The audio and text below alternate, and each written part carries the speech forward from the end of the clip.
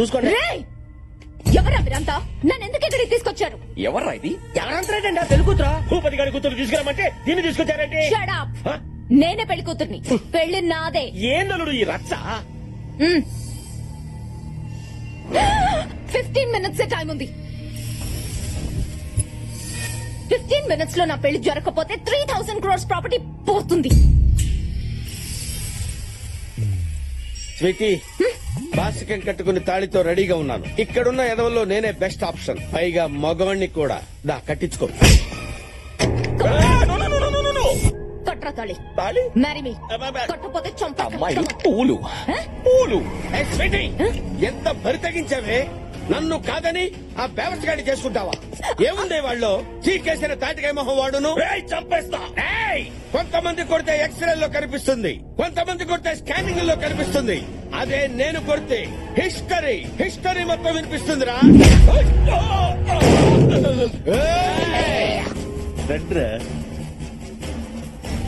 నాకు దక్కని దాన్ని ఇంకెవరికి దక్కనివ్వను. పట్టుకుని రావండి.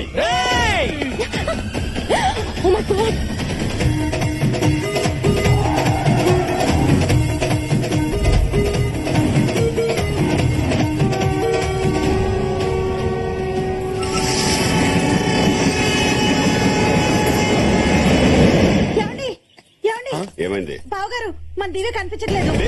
కనిపించకపోవడం అంటే? అవునండి, కనిపించట్లేదు. ఏంటమ్మా నువ్వు చెప్పేది?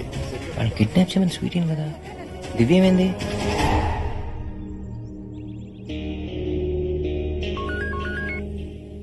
భూపతి, నీ కూతురు నా దగ్గర ఉంది. నీ కూతుర్ని నా తమ్ముడికిచ్చి పెళ్లి చేస్తున్నాను. టైం వేస్ట్ చేయకు. ముహూర్తానికి ఇంకా అరగంట టైం ఉంది. వచ్చి అక్షంతలు వేసి ఫస్ట్ నైట్ కి పంపిద్దుగానే రా. నరసింహస్వామి గుడికి రా. వస్తుందా?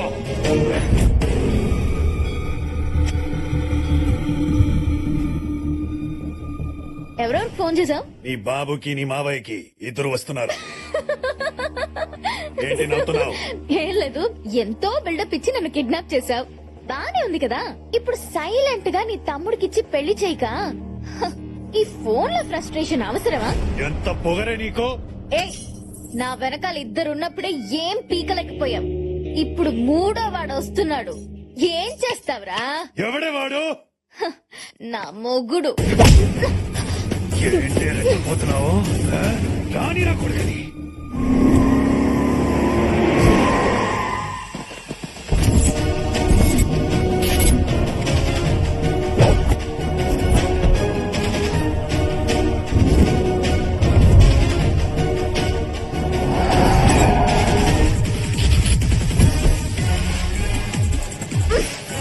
అదిగో వచ్చాడు నా మొగుడు.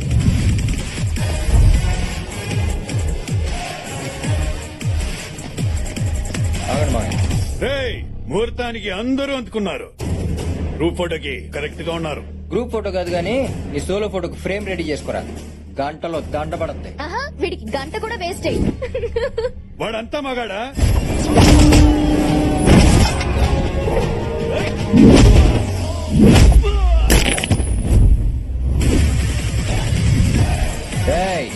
మగతనం అనేది మాటల్లో ఉండదురా, చేతల్లో ఉంటది.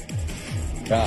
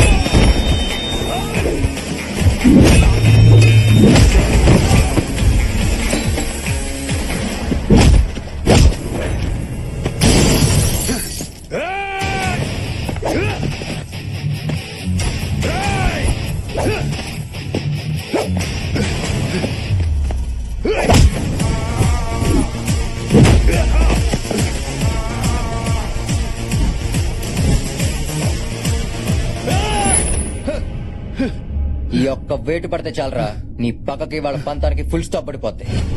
రేయ్, పగంటే ఎదుటి వాటిని చంపటం కాదురా, నీ సంతోషాన్ని నువ్వే చంపుకోవటం. అది తెలుసుకుని హ్యాపీగా బతుకు. పో.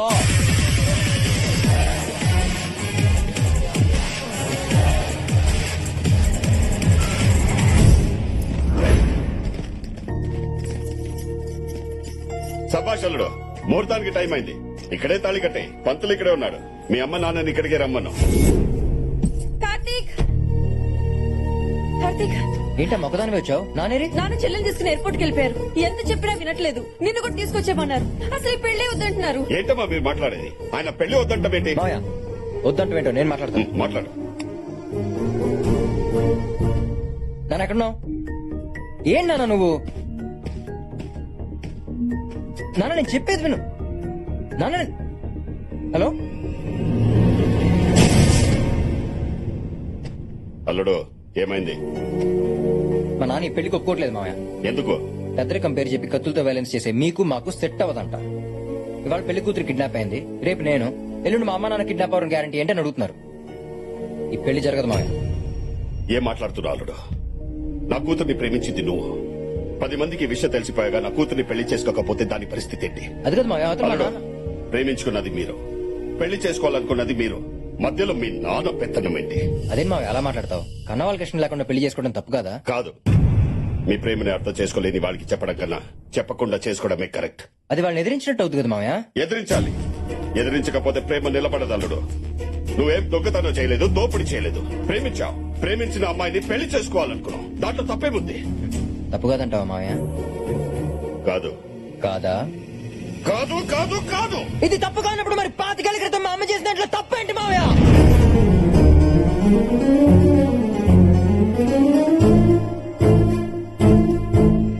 నీ అమ్మ. అమ్మా,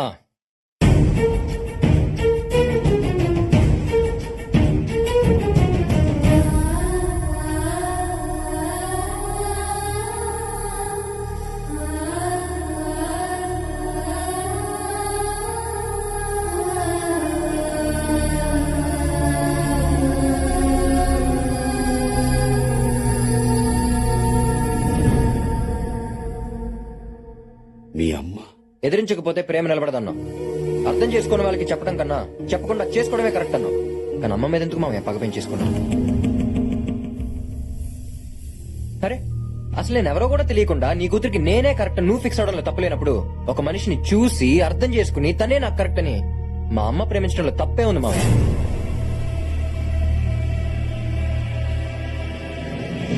మామయ్య, నేను మీ కూతురిని చేసుకోవడం కోసం మీ పగలన్నీ పక్కన పెట్టి మీ చెల్లెల్ని పిలిపించమంటే పిలిపించారు, మీ పంతం పక్కన పెట్టి అత్తయ్యని రప్పించమంటే రప్పించారు. ఏ నేను చెప్పనా మావయ్య, మీ కూతురంటే మీకంత ప్రేమ.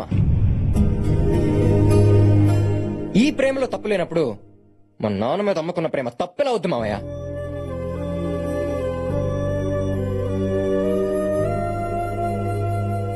మావయ్య, మనకు నచ్చింది ప్రతిదీ కరెక్ట్ కాదు, నచ్చింది ప్రతిదీ తప్పు కాదు. ఈ చిన్న లాజిక్ మీకు అర్థమై ఉంటే మన కుటుంబం ఇలాగ మొక్కలయ్యేది కాదు.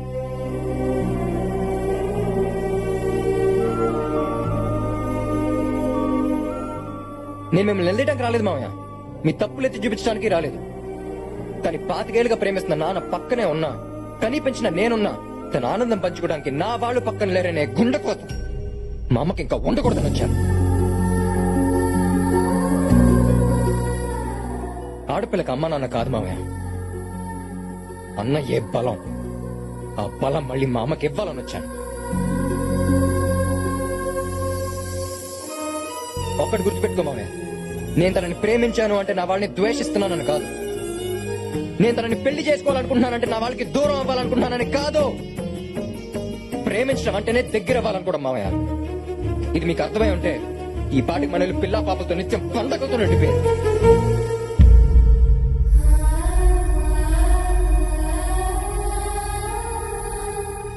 ఇదంతా నేను మీ చెల్లెలు కొడుకుగా చెప్తే మీకు అర్థం కాదు మామయ్య.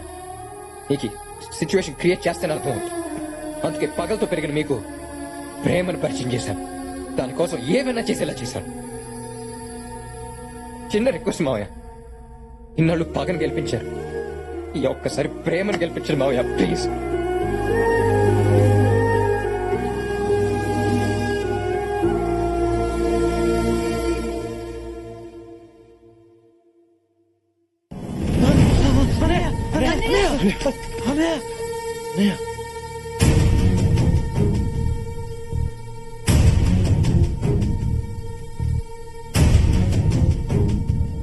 రామ్మా.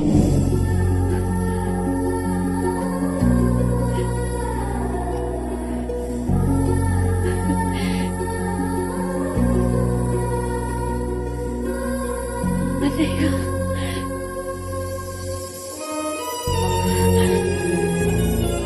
నన్ను క్షమించమ్మా. అయ్యో ఇన్ని రోజులు ఈ ఇల్లు ఇలా అయిపోవడానికి కారణం నువ్వు అనుకున్నాను. నేను నాకు తెలియలేదమ్మా. నువ్వు క్షమించమని అడగాల్సింది నన్ను కాదన్నయ్య, ఆయన్ని. ఆయన లేకపోతే మన కుటుంబం పరువు 25 ఏళ్ల ముందే పోయేది. ఇప్పుడు అవన్నీ ఎందుకమ్మా? ఇప్పుడు చెప్పకపోతే ఇంకెప్పుడు చెప్పలేను. నన్ను చెప్పనివ్వండి. మీరు నా పెళ్లి ఫిక్స్ చేసే టైంకి నా కడుపులో వీడు పెరుగుతున్నాడు. మీకు చెప్పాలంటే భయం, ఆయనకి చెప్పకపోతే మోసం. అందుకని ఆయనకి చెప్పేశాను. అర్థం చేసుకుని పెళ్లి చేసి పంపించారు. ఈ విషయం బయటపడితే నలుగురిలో స్నేహితుడి పరువు పోతుందని ఆలోచించారు గాని ఈ పెళ్లి తనే చేశారని తెలిస్తే తన చెల్లెల పరిస్థితి ఏంటని ఆలోచించలేదన్నయ్య. ఆయనన్నయ్య గొప్ప స్నేహితుడు.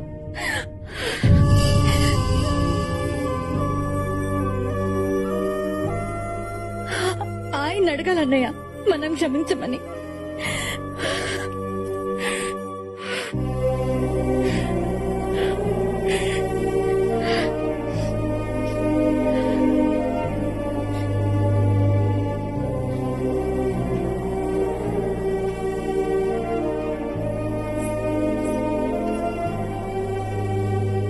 ఏంట్రా, ఫ్రెండ్వే కదా,